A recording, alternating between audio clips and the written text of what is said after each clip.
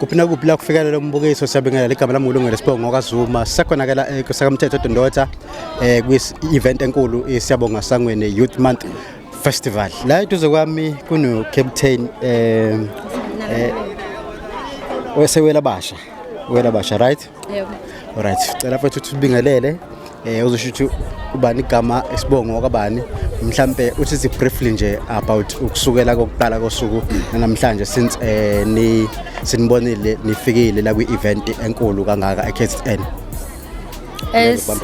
Sanibonani igama lami uNalabulelwa ngifunde wela basha ngicaptain nosewela basha njengoba la ke sifikile ke sodlala ama game kwisabonga Sangweni sifike nje sodlala kodwa besazo ukuthi sizosebenza kanzima as a team sizosebenza ngenzeka swine ngenzeka siluze but lokho besingafanga ngekhanda besazi ukuthi nje sizodlala igame njengoba bathi sedlala ifinal nangebhadi kasikwazanga ukuthi siphumelele kuyona kodwa lokho sisebenzile siyiteam ya akukho kuningi engakusho sabonga. Alright mfethu ijourney yenu sukela liqala ama games okuqala nje nisukela likade nesenzele ukuqualify kuze kufike ekutheni senifika kwi-finals ijourney yenu bekade injani mapha challenges enibhekane nawo mhlambe along the way. Ama game sokuqala sade sadlala sizadlala igame ya khona kuningi esibhekane nakhe groundini because bekunamaphutha abade siwenza bo as a team yes but bezama ukuthi silungisane ukuze sikwazi ukufinyelela kwi-final njengoba sifinyelelile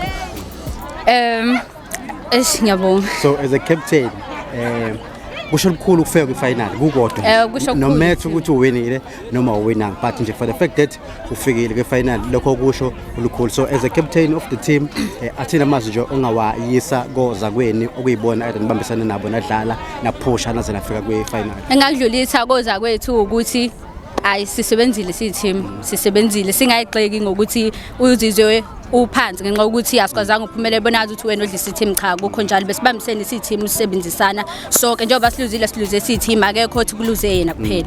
Ngiyabonga. In closure just a vote of thanks to abothisha abazali umphakathi onisupportile and your teammates na wonke umuntu nje ubekade engizwile ukuthi nkathe nidlala la beninophava onzima kabi. Sibonge ke nakothisha basesikoleni abakwazile ukuthi besenzele isikole sethu ukuthi sibe nama sports ngoba kuba bengekho lama sports ngaba sikho la. Sibone nabazali ukuthi bazivumelile ukuthi sikwazi ukuthi sizodlala la ngoba kube nabo banqabile ngabasikwazanga ukuthi isikole sethu sigcine sifike la.